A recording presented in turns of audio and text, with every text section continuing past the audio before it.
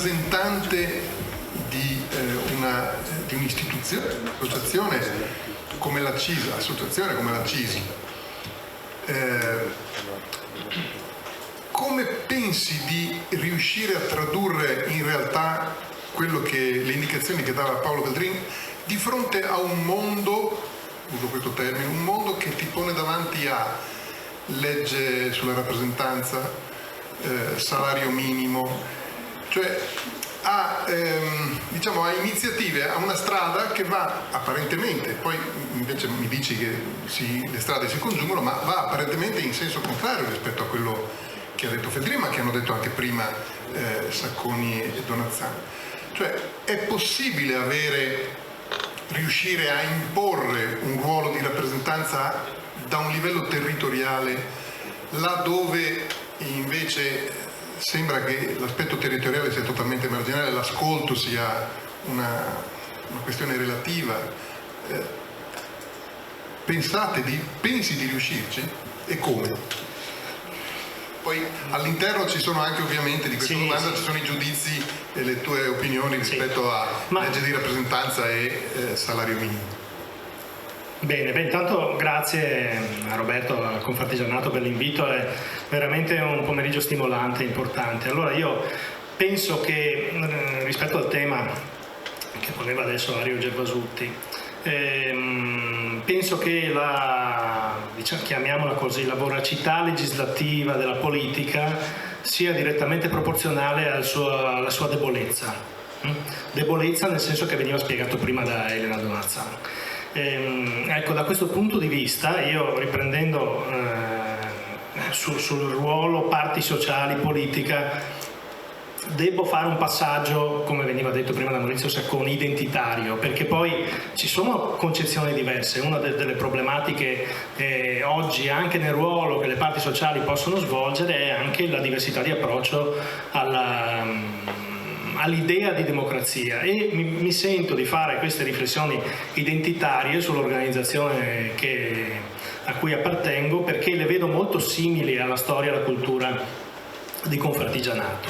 Allora, primo, la presento dal punto di vista sindacale. Io penso che per contare dal punto di vista del funzionamento della democrazia serva un sindacato associazione e non un sindacato istituzione. Quindi il punto di partenza su cui è nata gran parte dell'associazionismo è il sindacato o l'associazione come libero luogo in cui le persone liberamente possono scegliere se associarsi o se uscire. Questo è un punto di forza. Il fatto di non avere un'attività sindacale regolata per legge impedisce di diventare burocrazia, ma tiene viva questa necessità di tenere stretto il contatto con la propria base. Perché guardate che una differenza forte, non è stato detto prima, lo sottolineo, fra la crisi dei partiti e la situazione in cui vivono le associazioni datoriali e quelle sindacali è una questione molto semplice, che i partiti cercano il consenso nel momento delle elezioni, ma le associazioni datoriali e i sindacati hanno un valore in più, che per essere socio di un'associazione o socio di un sindacato si paga. Non devo solo dare un mio consenso, devo metterci dei soldi. E questo è una delle cause dei problemi dei partiti, perché per fare le cose che diceva Paolo prima ci vogliono risorse, per avere una scuola di formazione, per formare i quadri, per elaborare. Le associazioni e i sindacati ce le hanno queste risorse, perché se io mi iscrivo vuol dire che una parte del mio stipendio va al sindacato, o per l'impresa una parte del suo fatturato all'associazione, ma questo è quello che permette di star vivi dentro le sfide che ci sono. E questo è il primo aspetto, essere associazione e non essere istituzione, perché altrimenti si rischia di avere un problema.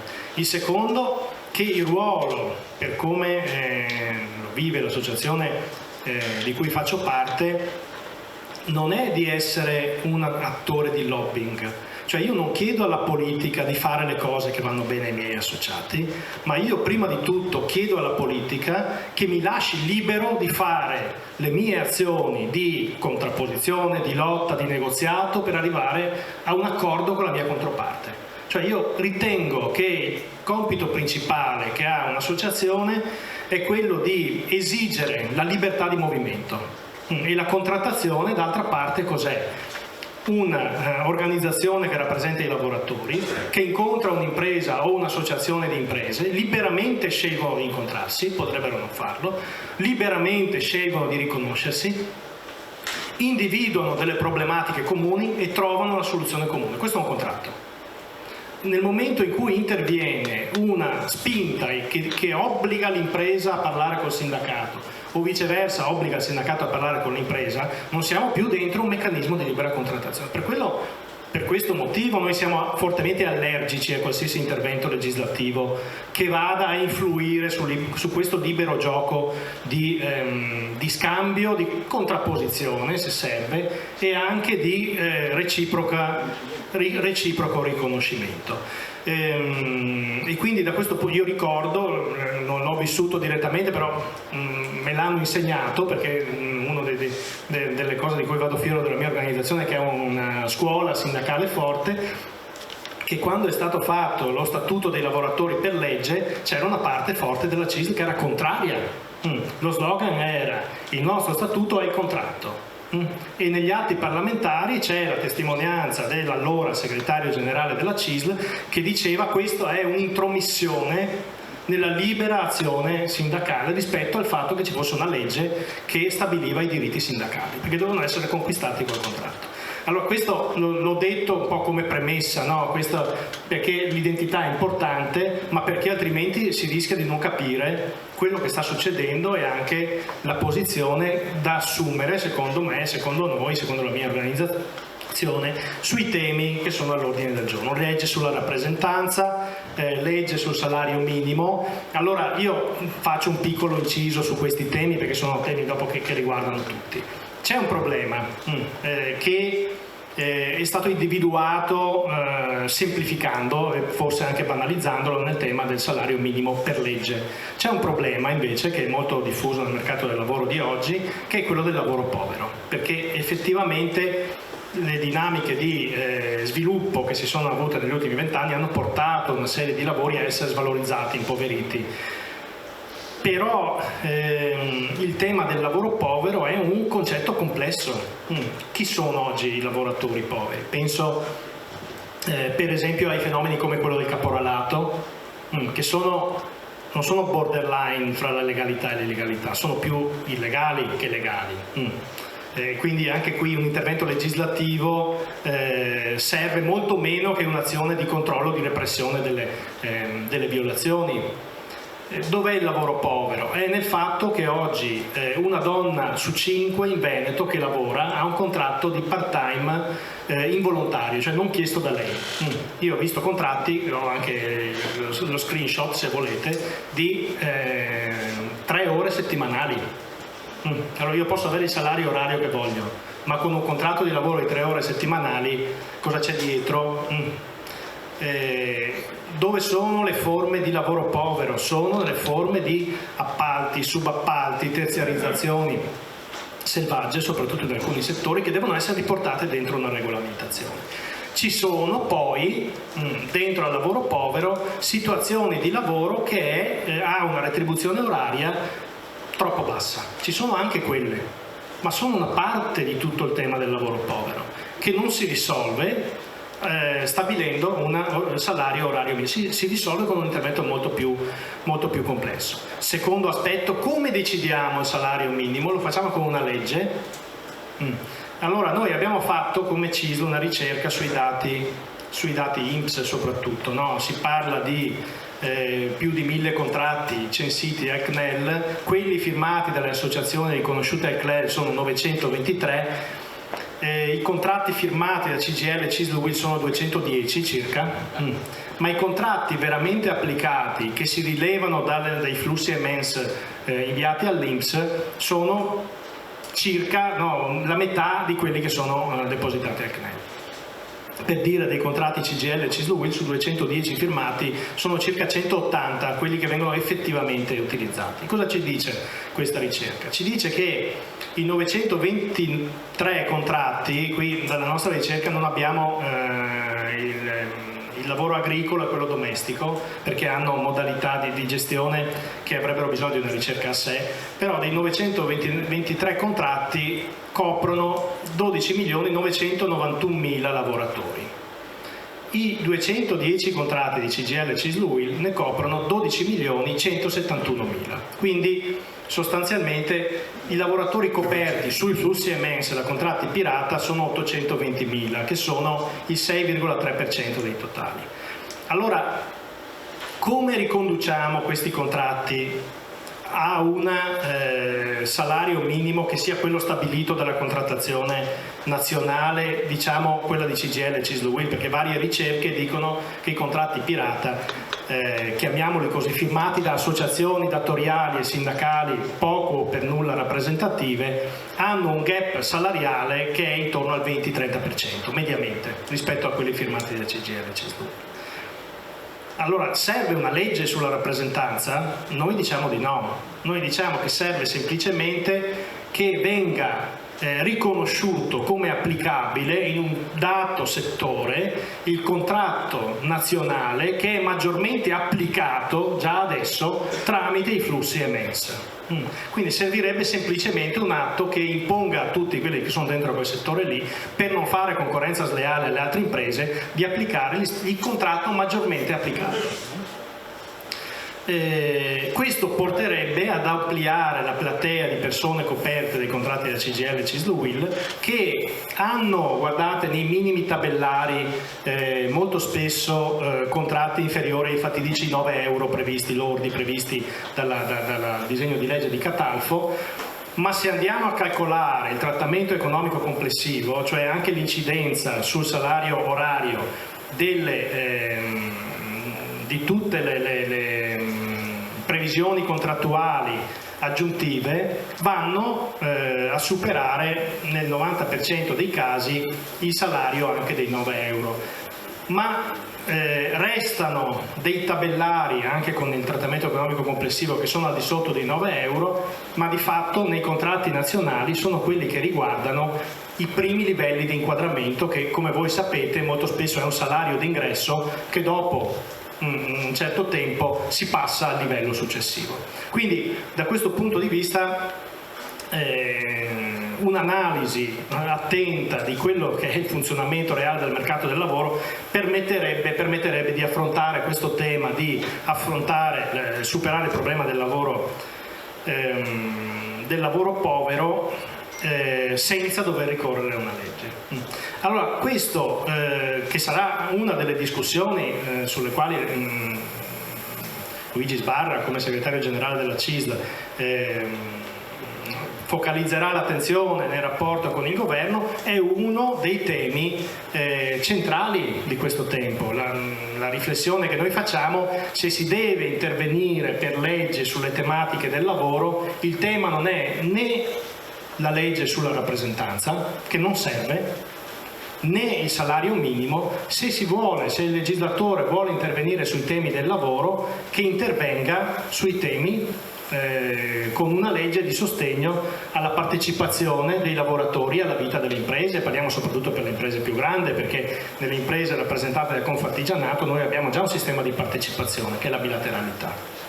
Ecco, quindi questo è un po' il tema del welfare defiscalizzato. Allora ci arrivo, però io volevo arrivarci facendo una riflessione, perché la scelta di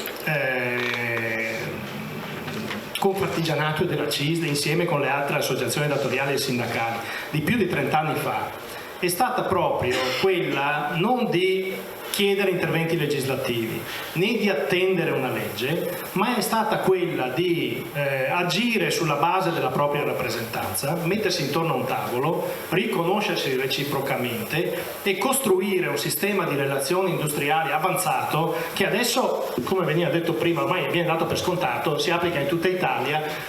Ma guardate, la nascita della bilateralità, che poi è un sistema di welfare, è nata da cosa? Dal fatto che, riconoscendosi reciprocamente, c'erano dei problemi nelle aziende artigiane legate a alcune stagionalità, mancanze di lavoro in alcuni periodi dell'anno, che stavano dando il là a una diffusissima vertenzialità azienda per azienda. Perché siccome non c'era la cassa integrazione, in alcuni settori, in alcune stagioni mancava lavoro, si sospendevano i lavoratori, arrivava il sindacato con l'ufficio vertenze, faceva causa all'azienda chiedendo il pagamento di quelle giornate. Allora ci si è messi intorno al tavolo, perché questo era un problema reale, non c'era copertura di ammortizzatori sociali, far pagare le persone a casa per le imprese artigiane diventava quasi insostenibile dal punto di vista economico, dall'altra parte non si poteva permettere da parte nostra che i lavoratori e lavoratrici restassero diverse settimane, diversi mesi all'anno senza retribuzione e senza contribuzione.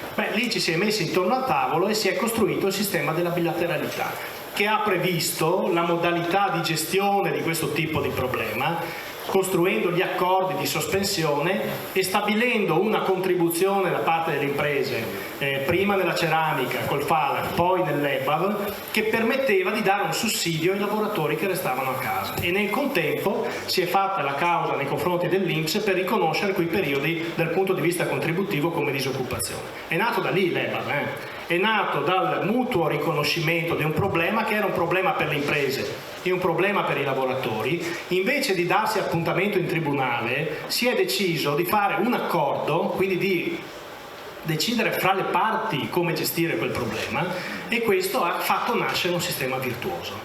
Allora adesso siamo in una situazione molto simile dal mio punto di vista, perché abbiamo una fase molto problematica per il sistema artigiano, che se aspettiamo che venga risolta dalla legge non verrà risolta, se aspettiamo che venga risolta dalla contrattazione nazionale non verrà risolta dalla contrattazione nazionale. Io penso che tocca, adesso guardo Roberto, che tocca a noi. Io cito tre temi che tu fra l'altro li hai detti nella tua relazione iniziale, sono stati ripresi anche da Edna, che per me sono le priorità di oggi, sul quale fare evolvere anche il sistema, e poi mi fermo. Primo, abbiamo un tema di sopravvivenza del sistema artigiano che si chiama competenze degli imprenditori e competenze dei lavoratori, che per me vuol dire anche lavorare sulla formazione, sull'adeguamento, sull'aggiornamento di queste competenze e anche sul riconoscimento economico della maggior competenza che viene acquisita. Questo è un tema che non possiamo lasciare alla singola impresa e che invece va affrontato in un'ottica bilaterale, in un ambito territoriale ampio. Secondo problema, 10 anni fa avevamo il problema del costo del lavoro. Oggi abbiamo un altro problema, che è quello di fidelizzare i lavoratori all'impresa. E lo stiamo già facendo, perché con i nostri enti bilaterali eroghiamo prestazioni di welfare che tengono i lavoratori collegati, però questo è un tema che diventerà sempre più centrale. Se vogliamo che il sistema regga, dobbiamo cercare di governare questa grandissima mobilità da impresa a impresa, con tantissime dimissioni che sono assunzioni da un'altra azienda il giorno dopo. Questo è un tema che dobbiamo affrontarlo insieme, non possiamo pensare che il singolo artigiano se lo risolve da solo, perché altrimenti l'avrebbe già risolto. Terzo tema, abbiamo un ente bilaterale che mette insieme 60.000 imprese e 150.000 lavoratori. O facciamo in modo che questo ente bilaterale EBAV diventi anche soggetto regolatore delle dinamiche del mercato del lavoro interno, o altrimenti abbiamo perso un'occasione storica, perché se non lo facciamo adesso, dove ci sono da una parte aziende in difficoltà, dall'altra imprese che cercano lavoratori, dall'altra lavoratori che cercano condizioni diverse, allora questo sistema va regolato, e io penso che questo sia anche il momento giusto per dare il via a una nuova stagione di accordi e che sfidi anche i nostri enti bilaterali a essere al passo con queste nuove sfide. Grazie.